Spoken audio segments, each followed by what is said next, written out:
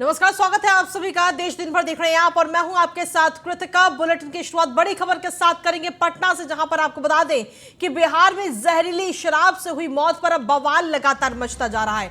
शराब में मौत मामले पर सीएम नीतीश कुमार का बयान सामने आया। उन्होंने कहा है कि शराब पियोगे तो मरोगे ही। नीतीश कुमार के इस बयान के बाद विपक्ष अब लगातार हमलावर हो गया है। छपरा में आपको बता दें कि जहरीली शराब से 40 लोगों की मौत हुई है और अधिकारी 21 लोगों की मौत की पुष्टि कर रहे हैं। एक बड़ी खबर इस वक्त आप तक पहुंचा रहे हैं। जहरीली शराब पीने की वजह से 40 लोगों की मौत हो चुकी है, लेकिन अधिकारी 21 लोगों की मौत की पुष्टि कर रहे हैं। और ऊपर से जो मुख्यमंत्री साहब हैं वो इस तरीके का बयान दे रहे हैं कि भाई पियोगे तो मरोगे ही, यानी कि जिम्मेदारी भी लेने को राजी नहीं है। यानी कि जहरीली शराब कहां से आई है उस पर जांच पड़ताल करना तो बाद में, अपना बयान सबसे पहले, और सारा ठीकरा फोड़ दिया जनता के ऊपर ही कि पियोगे तो मरोगे ही। जहां एक तरफ शराब बंदी है, वहीं दूसरी तरफ इस तरीके की जहरीली शराब मार्केट में बिहार के अंदर नजर आ रही है, जिससे 40 लोगों की अभी तक मौत हो चुकी है। तो ये बड़ी खबर आप तक पहुंचा रहे हैं। नीतीश कुमार का जो बयान सामने आया, उस बयान के बाद में अब विपक्ष भी लगातार हमलावर हो रहा है इस मामले को लेकर। शराबबंदी का कानून लागू किया गया, इसके लिए पूरा का पूरा प्रयास किया जा रहा है और हर बार हम लोगों ने सब लोगों को जानकारी दी। बापू ने क्या कहा है, और उसके बाद आप जानते ही हैं जो रिसर्च आया था पूरे दुनिया का, तो उसको भी सबके घर पर हमने भेज दिया है कि शराब कितनी बुरी चीज़ है, कितने लोगों की मौत होती है। और जहरीली शराब से तो शुरू से लोग मरते हैं और देश भर में मरते हैं। यहाँ जितना जहरीली, जब शराब बंदी नहीं थी तब भी जहरीली शराब से यहाँ भी मरते थे, लेकिन अन्य, एक मिनट जान लीजिए जरा, अन्य राज्यों में भी बहुत भारी संख्या में लोग जहरीली शराब से मरते थे। तो जितना जहरीली शराब, और जानते ही हैं कि लोगों को सचेत रहना चाहिए। यहाँ तो शराब बंदी है तो कुछ गड़बड़ तो बेचेगा ही, तो लोगों की मौत हो जाती है। तो इसको याद रखना चाहिए कि शराब नहीं पीना है, शराब बड़ी बुरी चीज़ है, लेकिन फिर भी कोई पी लेता है। देखिए, ज़्यादातर लोगों ने इसके पक्ष में सहमति दी है, लेकिन कुछ आदमी को क्या कीजिएगा, कुछ तो ऐसी गलती करता ही है। तब उसके बाद पिछली बार भी याद है ना, जहरीली शराब से मर गया तो कोई कहा कि इनको मिलना चाहिए कंपल्सन के बाद। जो शराब पिएगा वो तो मरेगा ही, ये तो उदाहरण ही सामने है।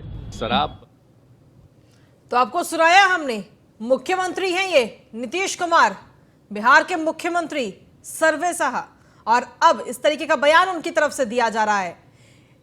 जिन लोगों ने ये शराब लेकर आए, जहरीली शराब मार्केट में पहुंचाई, उन लोगों तक पहुंचाई, उनके खिलाफ कार्रवाई करने की बजाय इस तरीके का बयान दे रहे हैं कि अगर आप शराब पियोगे तो मरोगे ही। हालांकि इस बयान के बाद में अब लगातार विपक्ष जो है वो भी हमलावर कहीं ना कहीं होता हुआ नजर आ रहा है। और साथ ही आपको बता दें कि जहरीली शराब पीने से कुल 40 लोगों की मौत हुई है, लेकिन अधिकारी सिर्फ 21 मौतों की पुष्टि कर रहे हैं। तो बड़ा सवाल उठ रहा है इस वक्त, आखिर बिहार के अंदर जहरीली शराब आई कहां से, लोगों के पास जहरीली शराब पहुंची कहां से, क्या कर रहा है पूरा प्रशासन। और अधिक जानकारी के साथ विशेष संवाददाता मनोज कुमार इस वक्त जुड़ गए हैं। मनोज, देखिए, एक तो 40 लोगों की मौत हो जाती है जहरीली शराब से, ऊपर से मुख्यमंत्री साहब ऐसा बयान देते हैं कि भाई पियोगे तो मरोगे ही।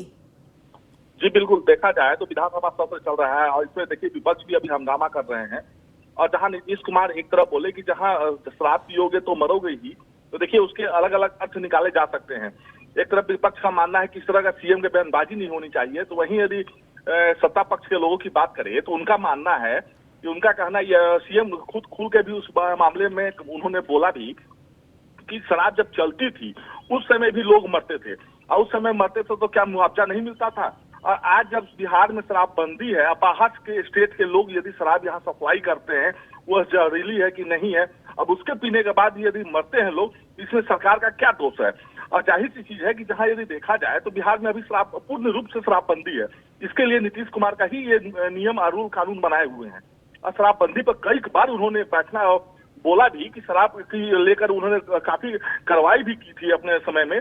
और अभी देखिए, और अभी जो 40 लोगों के मरने के बाद जो बात सामने आ रही है, तो वो बाहर से कहीं से ना कहीं से शराब आ रही है। एक चीज देखिए प्रकाश में ये भी आ रहा है कि स्पिरिट जो सप्लायर थे पहले के, जो बिहार के, वो उन पर कम से कम छानबीन और जांच होनी चाहिए। इसलिए कि देखिए विपक्ष की जिस तरह वो बात सुने तो उनका कहना है कि अभी भी हेमोपैथिक दवाई के नाम पे स्पीड की सप्लाई की जा रही है बिहार में। जी। तो यदि हेमोपैथिक सप्लाई के लेकर स्पीड यदि सप्लाई हो रही है तो जाहिर सी चीज है कि कहीं ना कहीं बिहार में ये बन रहा है। आज जो 40 लोग मरे हैं यदि उनके परिजन से बात किया जाए तो उनका कहना है कि पहले से ही थाना को भी सूचना थी, थाना के भी लोग जान रहे हैं कि यहाँ शराब बिक रही है, लेकिन छापेमारी ढंग से नहीं हो रही है। तो तरह तरह की बातें अभी उठ के आ रही है। लेकिन अभी देखिए सत्य चल रहा है, इसमें अभी पक्ष का भी बात सुनना है, विपक्ष का भी सुनना है। लेकिन नीतीश कुमार जी जब सीएम पोस्ट पे बैठे हुए हैं तो उस तरह की बातें अभी उनको नहीं करनी चाहिए थी। लेकिन उनकी बातों में जो सच्चाई थी ये थी कि वो बिहार में शराबबंदी के बाद यदि लोग शराब पीते हैं तो उसकी जिम्मेदारी सरकार नहीं लेगी। देखिए, अगर जनता ने नीतीश कुमार को अगर चुना है तो किन कारणों की वजह से ही चुना होगा, लेकिन उसके बावजूद भी अपनी जिम्मेदारियों से सीधे तौर पर पल्ला झाड़ रहे हैं नीतीश कुमार साहब और कह रहे हैं कि भाई आप पियोगे तो मरोगे ही। लेकिन सवाल ये उठ रहा है कि आखिर जहरीली शराब बिहार में शराबबंदी होने के बावजूद भी जहरीली शराब वहां तक आई कैसे? उसके खिलाफ जांच बिठाने की बजाय मुख्यमंत्री साहब ऐसा बयान दे रहे हैं। जी देखिए, अभी जिस प्रकार मुख्यमंत्री इस मामले को लेकर पल्ला झाड़ रहे हैं तो ये भी देख रहे हैं कि मैं अब आरजेडी के साथ आ चुका हूं और आरजेडी के साथ आने के बाद जैसे कि कल अब डिप्टी सीएम तारकेश्वर, पूर्व डिप्टी सीएम तारकेश्वर प्रसाद ने कहा कि सरकार के साथ परिस्थितियां भी और पदाधिकारी भी बदलते दिखते हैं। जब सरकार की परिस्थितियां ही ठीक न चले तो पदाधिकारी कहां से वो ठीक ठाक काम करेंगे। तो पदाधिकारियों की लापरवाही है, बिहार पुलिस की लापरवाही इसमें खुलकर सामने अब देखने को मिल रहा है बिहार में कि पहले भी छपरा में कुछ लोगों की मौत हुई थी जहरीली शराब पीने के बाद, तब भी इतना सुधार नहीं किया गया, न प्रशासन वहां एक्टिव दिखी।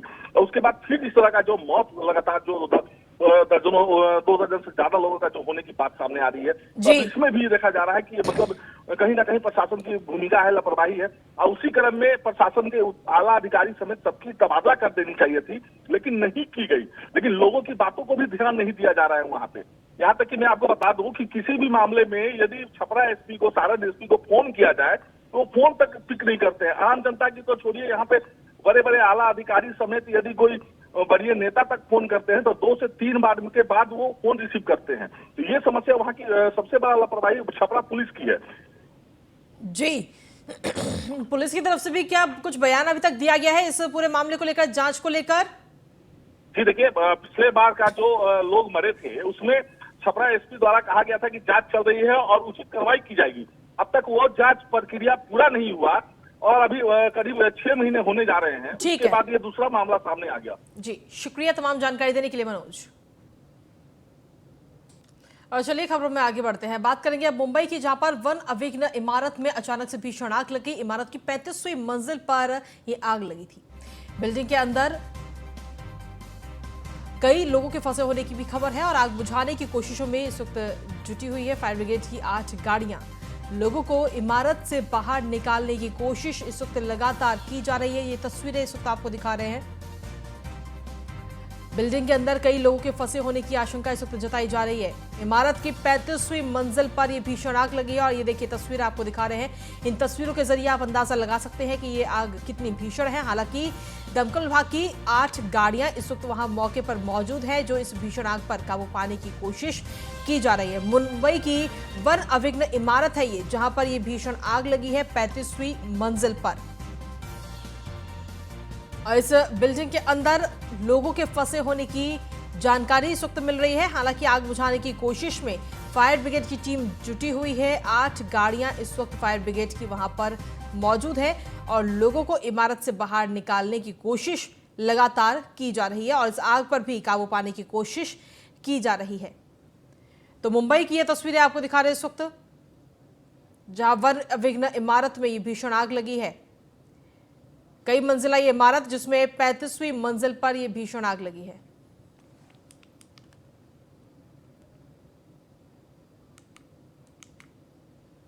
तवांग में भारत चीन झड़प के बाद भारत की तरफ से बड़ा एक्शन लिया गया है। तवांग में तनाव के बीच भारतीय एयरफोर्स का युद्धाभ्यास देखने को मिला। चीन सीमा के पास आज से 2 दिन चीन सीमा के पास ये युद्धाभ्यास होगा भारत की तरफ से, जिसमें राफेल, सुखोई समेत सभी फ्रंट लाइन फाइटर जेट अपनी ताकत दिखाते हुए नजर आएंगे। जो पड़ोसी देश है चीन, जो लगातार इस तरीके की हरकतें करता है, घुसपैठ करने की कोशिश करता है, उसको एक मैसेज देने की कोशिश की जाएगी कि हमसे ना टकराना।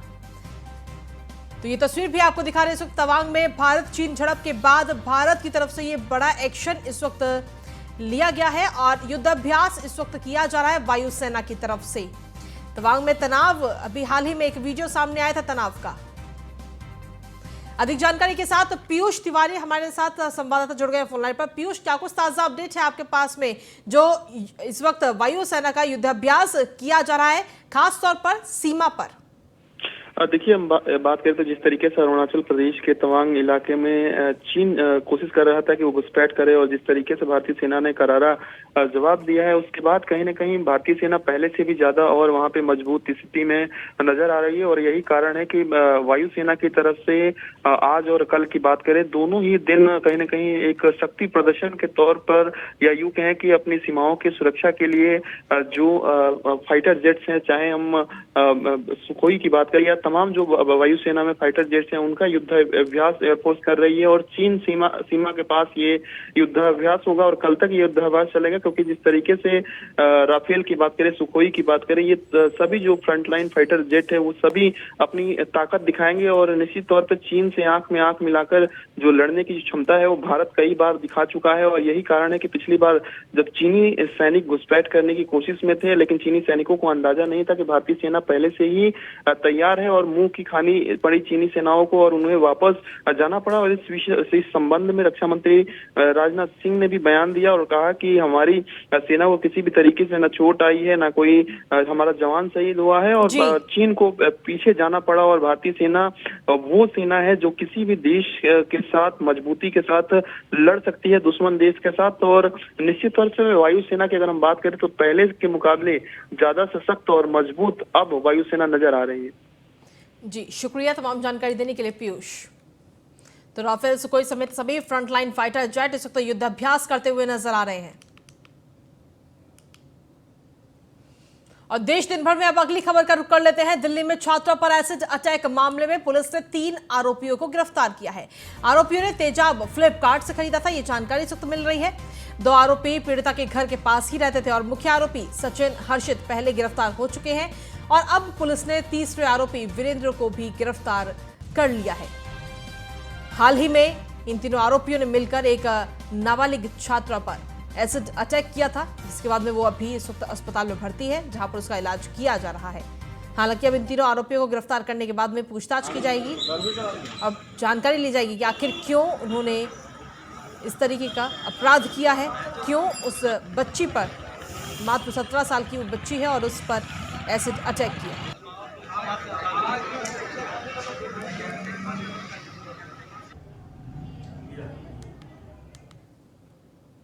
वहीं जयपुर में उद्योग मंत्री शकुंतला रावत ने हैंडलूम प्रदर्शनी का उद्घाटन किया। साथ ही उन्होंने लोगों को हैंडलूम उत्पादों और परिधानों को अपनाने के लिए भी प्रेरित किया।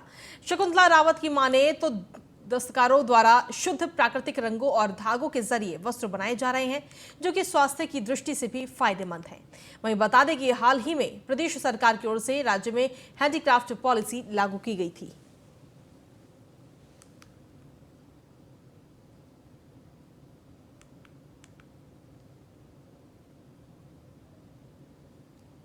और अगली खबर मुजफ्फरपुर से, जहां पर सीतामढ़ी के बीच नेशनल हाईवे 77 पर एक तेज रफ्तार बस बुजुर्गों को कुचलकर मौके से फरार हो गई। इस हादसे में बुजुर्ग की मौके पर ही मौत हो गई। मामले की जानकारी मिलते ही मौके पर पहुंची पुलिस ने शव को अपने कब्जे में लेकर पोस्टमार्टम के लिए भेज दिया है। फिलहाल पुलिस मामले की जांच कर रही है।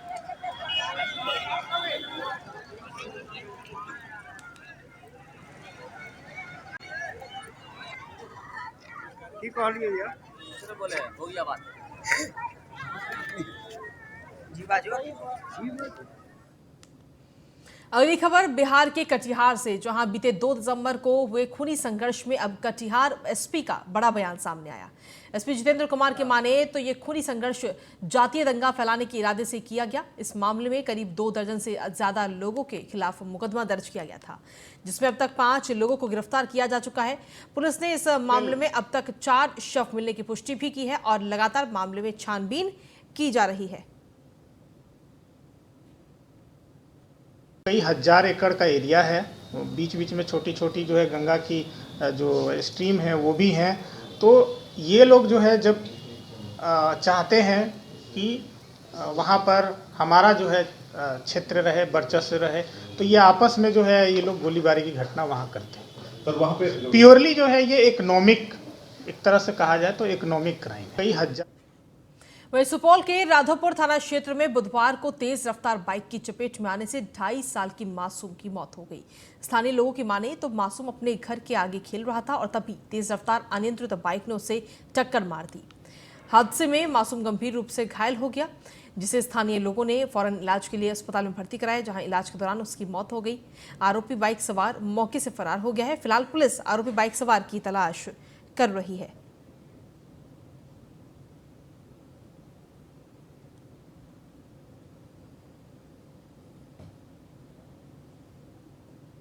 राजस्थान विधानसभा का राजनीतिक आख्यान देखना रोजाना विभिन्न स्कूलों के छात्र छात्राएं पहुंच रहे हैं। बता दें कि विधानसभा अध्यक्ष डॉक्टर सीपी जोशी ने बाल दिवस के अवसर पर संग्रहालय को छात्र छात्राओं को निःशुल्क दिखाने का निर्णय लिया था। विधानसभा के प्रमुख सचिव महावीर प्रसाद शर्मा ने बताया कि 4 नवंबर से 14 दिसंबर 2022 तक कुल 27 कार्य दिवसों के दौरान लगभग 21 स्कूलों के 4000 छात्र छात्राओं ने संग्रहालय का अवलोकन किया। और खबरों का सिलसिला न्यूज इंडिया पर यूं ही लगातार जारी है। फिलहाल देश दिन भर में इतना ही। नमस्कार।